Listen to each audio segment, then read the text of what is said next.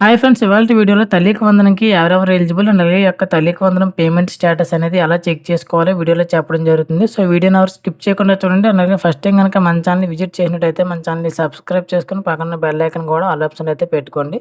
So first of all ఈ యొక్క తల్లికి వందనం అనేది ఇంటర్మీడియేట్ ఫస్ట్ ఇయర్ వరకు ఎవరైతే స్టూడెంట్స్ ఉంటారో వాళ్ళకి మాత్రమే ఎలిజిబుల్ క్యాండిడేట్స్ కింద అయితే చూపించడం జరుగుతుంది.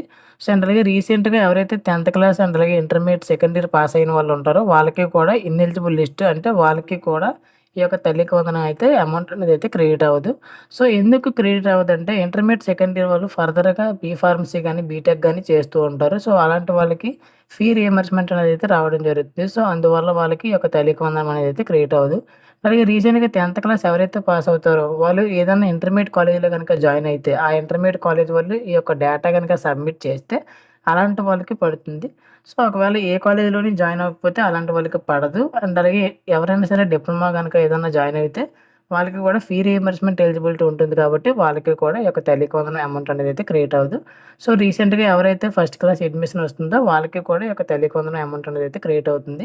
సో ఇప్పుడు మనం ఈ యొక్క పేమెంట్ స్టేటస్ అనేది ఎలా చెక్ చేసుకోవాలో చెప్పడం జరుగుతుంది. సో ఫస్ట్ ఆఫ్ ఆల్ మీరు ఈ యొక్క ఎన్‌బీఎం అప్లికేషన్ స్టేటస్‌కి అయితే రావాల్సి ఉంటుంది. సో ఈ యొక్క లింక్ అనేది నేను డిస్క్రిప్షన్‌లో ప్రొవైడ్ చేస్తాను. సో అక్కడి నుంచి మీరు ఈ యొక్క పేజ్‌కి అయితే రావాల్సి ఉంటుంది.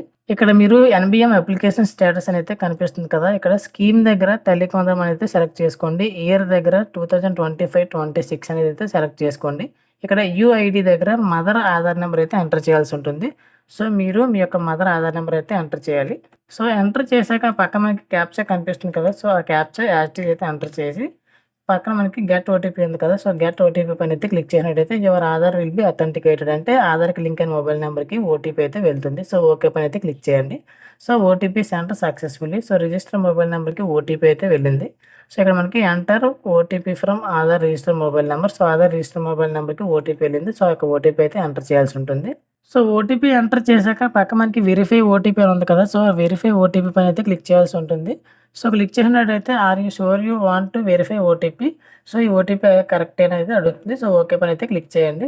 సో ఓకే పైన క్లిక్ చేసినట్టయితే ఓటీపీ వెరిఫైడ్ సక్సెస్‌ఫుల్ అని అయితే రావడం జరుగుతుంది. సో ఇక్కడ మనకి బేసిక్ డీటెయిల్స్ అయితే రావడం జరిగింది. సో ఈ యొక్క బేసిక్ డీటెయిల్స్ మీవే కాదని ఒకసారి వెరిఫై అయితే చేసుకోండి. సో కింద మనకి అప్లికేషన్ డీటెయిల్స్ అండ్ అలాగే పేమెంట్ డీటెయిల్స్ ఇంకా మనకి ఏమీ లేవు.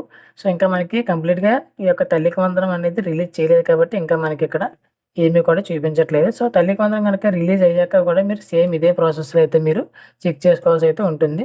సో ఈ విధంగా మీరు మీ యొక్క తల్లికి వందనం అనేది చెక్ చేసుకోవచ్చు. అండ్ అలాగే మనం ఒక ఎలిజిబుల్ లిస్ట్ గనక చూస్తున్నట్టయితే ఇక్కడ మనకి తల్లికి వందనం గురించి ఎలిజిబుల్ లిస్ట్ అయితే రావడం జరిగింది. ఇక్కడ మనకి యాక్టివ్ అని ఎవరికైతే ఉంటుందో సో వాళ్ళకి మాత్రమే ఈ యొక్క అమౌంట్ అనేది అయితే క్రెడిట్ అవుతుంది. 13,000 అయితే క్రెడిట్ అవుతుంది. 2,000 అనేది అయితే మనకి క్రెడిట్ అవ్వదు.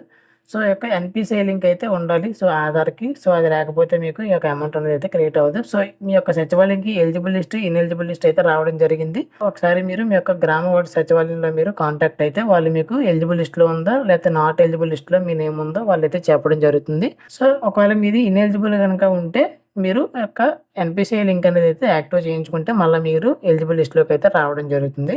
సో ఈ విధంగా మీరు మీ యొక్క తల్లికి వందనం పేమెంట్ స్టేటస్ అయితే తెలుసుకోవచ్చు. సో ఇది ఫ్రెండ్స్ ఇవాల్టి వీడియో. సో వీడియో గనుక నచ్చితే లైక్ చేయండి. ఫర్దర్‌గా ఎటువంటి అప్డేట్స్ పొందాలనుకున్నా సరే మన ఛానెల్ సబ్స్క్రైబ్ చేసుకొని పక్కన బెల్ ఐకాన్ అనేది ఆల్ ఆప్షన్‌లో పెట్టుకోండి.